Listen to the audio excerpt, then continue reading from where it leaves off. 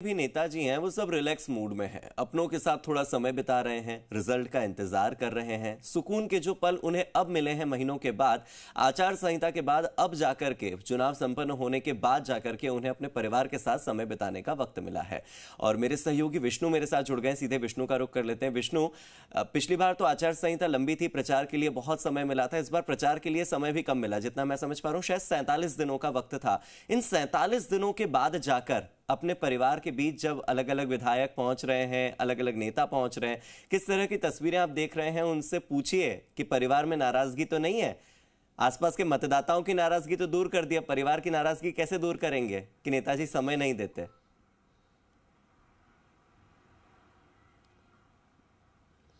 बिल्कुल हार्दिक, ये सही है क्योंकि चुनावी गहमा गहमी और भागदौड़ सबको पता है कि पूरा दिन भर थकाऊ रहता है और इसके बाद सोने का वक्त भी नहीं मिलता क्योंकि लगातार प्रचार में रहते हैं। ऐसे में अब उनको फुर्सत के क्षण मिले हैं, परिवार के साथ बात कर रहे हैं, जो परिचित लोग हैं उनसे बातचीत कर रहे हैं। मैं इस वक्त मालवीय नगर विधानसभा क्षेत्र की जो कांग्रेस प्रत्याशी हैं अर्चना शर्मा, उनके साथ हूँ। वो यहाँ पर फुर्सत के क्षण मिले तो मंदिर में दर्शन करने आए और कार्यकर्ताओं से यहाँ पर मिलने आई है। ये मंदिर यहाँ महावीर नगर में है, लक्ष्मी नारायण गणेश जी का मंदिर है, जहाँ पर वो पहुँची हुई थी। बात करते हैं उनसे। अर्चना जी, लगातार आप चुनावी भागदौड़ में रही, अब फुर्सत के क्षण मिले हैं, परिवार को भी समय देंगी, अब तक नहीं दे पाई, क्या दिनचर्या रहती थी और अब क्या है? देखिए, मैं तो 5 साल से ही संघर्ष कर रही हूँ कोविड में ला करके, क्योंकि मुझे पता था कि ये परंपरागत रूप से एक ऐसी सीट है जहाँ पर मुझे जनता का विश्वास जीतना होगा। जब पार्टी ने निर्णय किया कि ये हाथ से हाथ जोड़ो अभियान चलाओ, तब 26 जनवरी से लेकर अब तक हम निरंतर संघर्ष में ही थे और काम कर रहे थे। तो मुझे तो ऐसा कोई महसूस नहीं हो रही विशेष थकान। लेकिन हाँ, ये बात ठीक है कि जैसे व्यक्ति परीक्षा दे करके और निश्चिंत होता है 1 दिन 2 दिन की, वैसे निश्चिंतता थोड़ी है। और सबसे अच्छी बात यह है कि मेरी एक पुरानी मित्र, बड़ी बहन है, उनके यहाँ सत्संग था आज, तो उन्होंने मुझे सुबह आमंत्रित किया। मुझे बहुत अच्छा लगा और मंदिर प्रांगण में आना, इससे बड़ा क्या सुकून हो सकता है। तो मुझे यहाँ कर बहुत शांति भी मिली और एक विश्वास भी है मुझे कि गोविंद इस बार पार लगाएंगे। परीक्षा थी, परीक्षा के बाद एग्जाम देने के बाद कुछ राहत मिलती है, लेकिन रिजल्ट बाकी है। 3 तारीख को रिजल्ट आने वाला है, क्या लग रहा है आपको? देखिए, मुझे ऐसा लगता है कि यदि मेरे काम पर, मेरे संघर्ष पर, मेरे समर्पण को लेकर के मालवीय नगर में वोट पड़ा है तो मैं निश्चित रूप से जीतूंगी। और जो फीलर्स आ रहे हैं मुझे, उससे तो ऐसा ही लग रहा है मुझे, क्योंकि जब मैं जाती थी जनता के बीच में तो लोग ये बोलते थे कि हम तुमने जो संघर्ष किया उसके लिए वोट देना चाहते हैं। विशेषकर महिलाओं में इस बात को लेकर के विशेष रुचि थी। तो मुझे तो ऐसा लग रहा है कि इस बार ये जो परंपरागत सीट रही भारतीय जनता पार्टी की, लोग कहते हैं कि एक बहुत बड़े नेता के सामने लड़ रही हो। नेता तो बड़े हैं लेकिन दिल कुछ छोटा है उनका। षड्यंत्र रचे उन्होंने बहुत सारे, मुझे टिकट ना मिले वहाँ से शुरुआत करके और चुनाव के अंतिम दौर तक वो षड्यंत्रों के व्यूह रचना रचते रहे। और दुख इस बात का था कि जिन लोगों में अपना मानती थी, जिन्हें मैंने टिकट दिए, चुनाव लड़वाए, वो सब उसमें शामिल थे।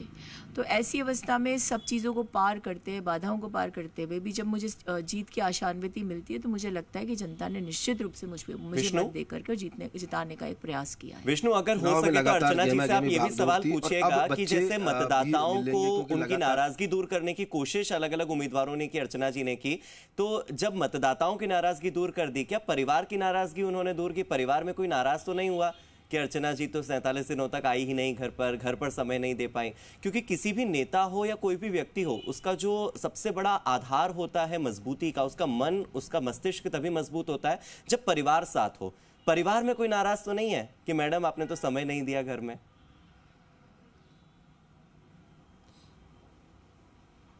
बिल्कुल, मैं बात करने की कोशिश कर रहा हूँ क्योंकि चुनाव प्रचार में आप व्यस्त रही, बच्चे हैं, परिवार है, उन लोगों को भी लगता है कि आप वहाँ समय दें। और तो नाराज़गी कहीं कोई उभर के आई, या अब क्योंकि मतदाताओं को मनाया आपने और सारा सब कुछ रिजल्ट हो गया, अब परिवार को साथ किस तरह से वो करें?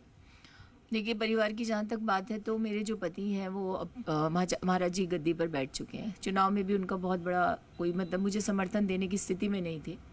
हाँ, जब बहुत सारे ऐसी स्थितियाँ उत्पन्न हुई जिसमें विचलन भी हो सकता था, मनोबल गिर सकता, उस समय मैंने अनुरोध किया कि मुझे संबल देने के लिए आई। 3-4 दिन के लिए वो आए थे लास्ट में।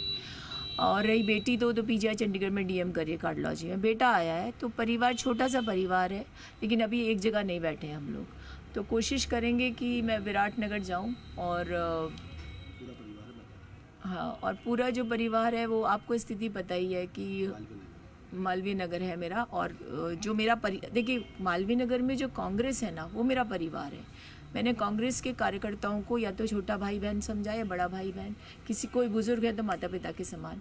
तो ये जो मैंने चुनावी समर में जो यात्रा की है, ये उन निष्ठावान साथियों के भरोसे की जिन्होंने मैंने परिवार माना है। और आप विश्वास नहीं करेंगे, मैं एक ऐसी महिला हूँ, ऐसी राजनेता समझ लीजिए, सार्वजनिक जीवन की महिला हूँ, जिसके लिए उसके भाइयों बहनों ने जी जान लगा दी। हम एक ऐसी सीट से लड़ रहे थे जहाँ परंपरागत रूप से हमारी विचारधारा की वहाँ पर स्वीकृति नहीं थी, लेकिन आज हम चुनाव जीतने की स्थिति में इसलिए हैं क्योंकि इस परिवार ने, मालवीनगर परिवार ने मेरे लिए जी जान लगा करके पूरे विष्णु आपके पास लौट कर आऊंगा और अर्चना जी ने जो बात कही है उसी को कंटिन्यू करूंगा। जोधपुर से मेरे सहयोगी राकेश भारद्वाज जुड़ गए, सीधे राकेश का रुख कर लेता हूँ। राकेश, अभी अर्चना शर्मा से बात कर रहे थे,